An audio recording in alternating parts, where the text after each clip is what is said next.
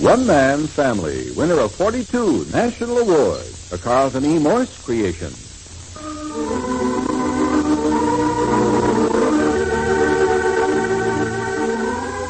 One Man's Family, now in its 25th year, is dedicated to the mothers and fathers of the younger generation and to their bewildering offspring.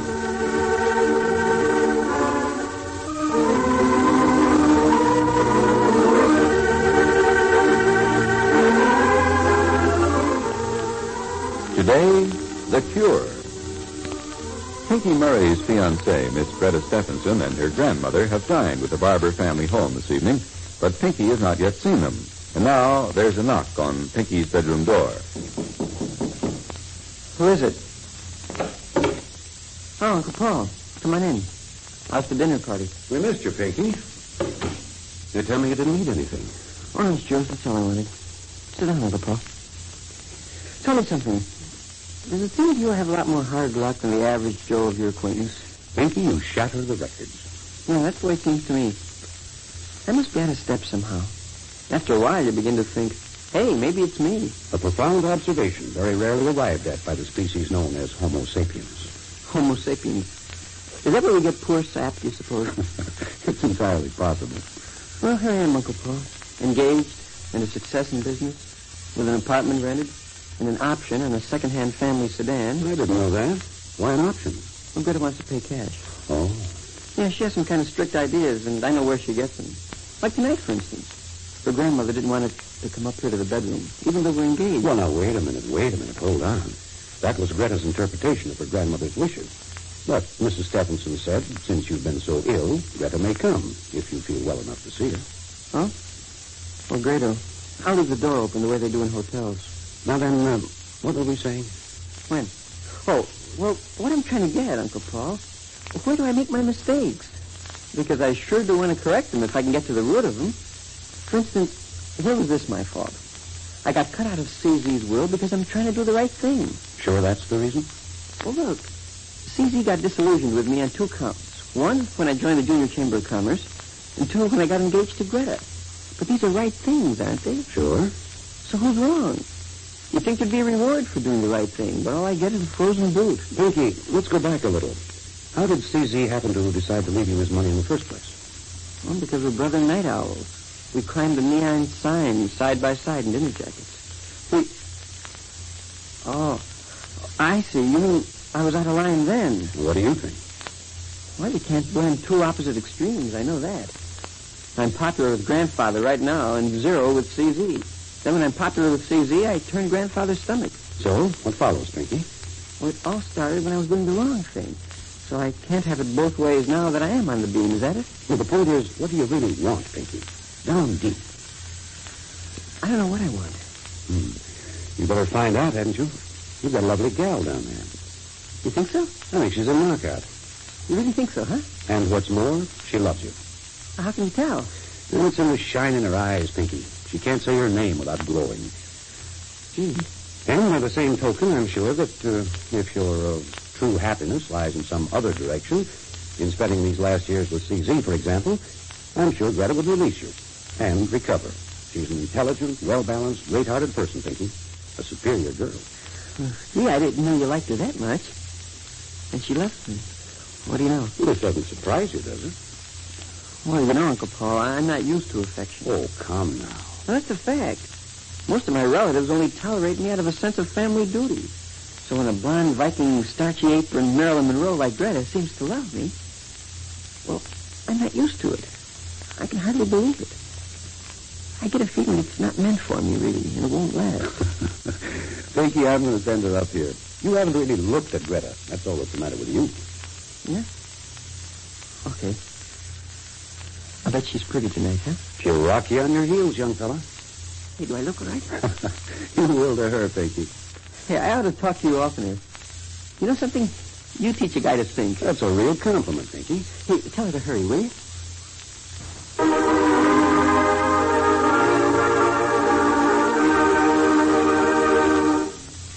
We'll return in just a moment to One Man's Family. The old order changes from year to year, even for the military. Compare Army life during the Civil War with that of you men in uniform today. Basic training, for example. During the Civil War, the Union Army picked its officers from the ranks of the volunteers. But since these officers were chosen on the strength of their popularity or political prestige instead of military accomplishment, it was necessary to go beyond their ranks to find officers with enough skill and capability to train the fresh troops. Fortunately, there were veterans of the Mexican War scattered through the regiments, as well as immigrants with European military service who could be pulled out as drill masters. But for the most part, the leaders were sadly lacking in training. There were no officer training schools, and the officers learned their duties from badly written manuals while they were in the field. Some regiments attempted to set up their own officer training schools, but the end result left much to be desired. As a general rule, both officers and troops started out learning together with inadequate equipment which wasn't improved too much before the end of the war. In some instances, basic training was not only inefficient but dangerously short. One regiment, for example, found itself fighting in the Battle of Antietam just 3 weeks after it was mustered into service. Today, however, the training of officers and men is quite a different story. During his basic training, which usually takes from 13 to 17 weeks, the soldier is acquainted with all the elements and standards of military life and is given a solid foundation for such time as he may find himself in combat.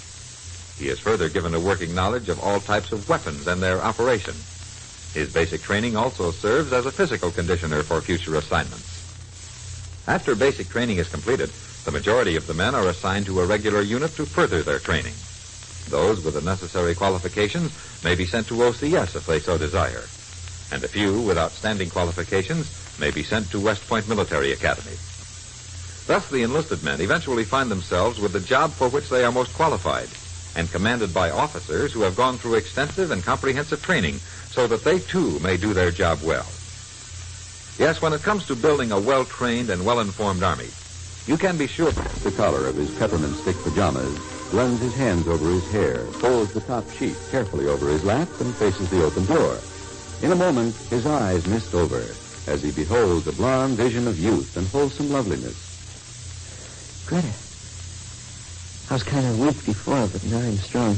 Oh, Pinky, my poor sick boy. So flushed. Come closer. Well, I'm not sure I should. I have a little cold. Who's afraid of the cold? Come sit on the edge of the bed. Well, if you're sure it is all right. Oh, boy, oh, boy, oh, boy. Your cheek is hot, Pinky. Oh, don't let that worry you. 10 seconds from now, it may be icy cold.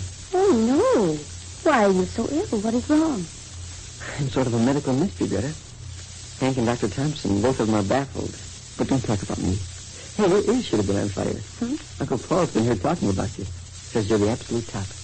And he's a great judge of Homo sapiens. Oh, I am proud if he likes me. I like him very much.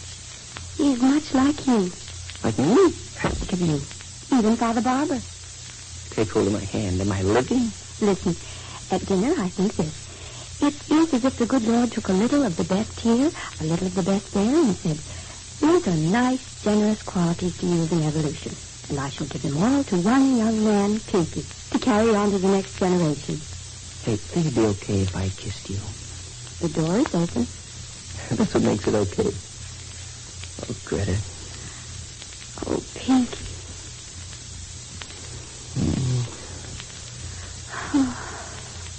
Pinky. Yeah? Are you happy? Oh, boy, oh, boy, oh, boy. In spite of everything? In spite of everything. Something was said tonight about Cousin Consider leaving you out of his will. Who said it?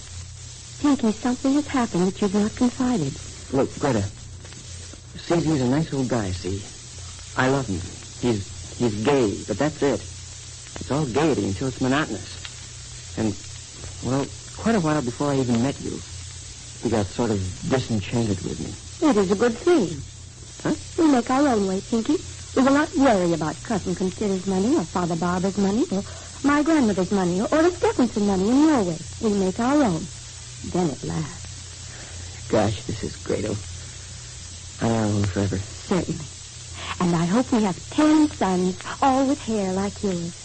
Pink? With dreams like yours and determination like yours and kindliness and gaiety and ambitions like yours.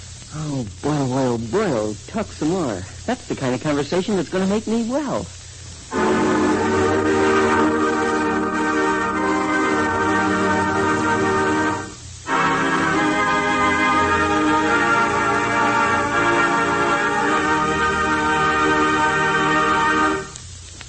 more of the barbers in just a moment.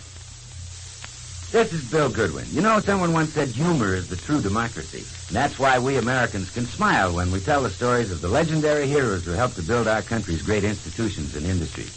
Like copper mining. Now, shortly after gold was discovered in California, a miner called Springfield Sam was on his way back to New England with a wagon full of gold nuggets. Crossing the Arizona desert, the heat was so bad, he headed for the mountains to cool off. But the farther he traveled, the hotter it got. Then the gold nuggets grew red hot, melted, and began to run down through the cracks in the mountains. Springfield Sam wept when he saw what was happening and made his horses go so fast they set up a great wind which froze his tears.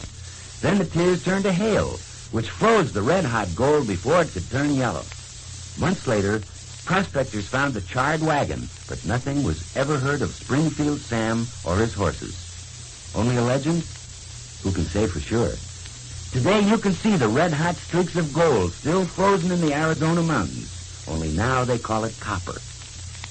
Yes, it is a democracy which lets us tell stories of such legendary heroes as Springfield Sam with a twinkle in our eyes and a chuckle in our throats. And so long as we continue to laugh together as a people, ladies and gentlemen, we will live together as a nation.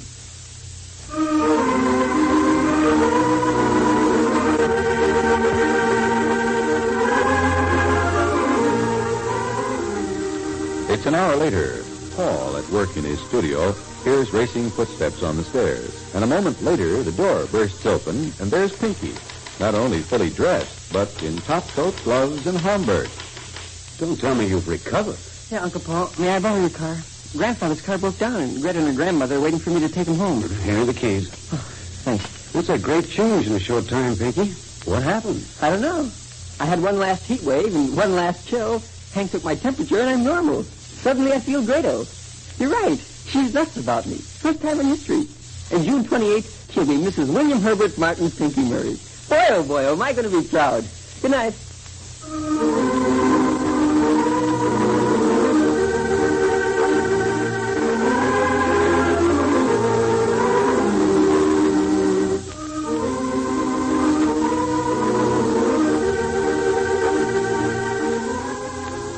One Man Family, which comes to you Monday through Friday, is written by Harlan Ware and directed by Carlton E. Morse. This program has been selected to be heard by our armed forces overseas through the worldwide facilities of the Armed Forces Radio Service. In Chapter 47, Book 125, Consider makes Pinky a final proposition. Frank Barton speaking.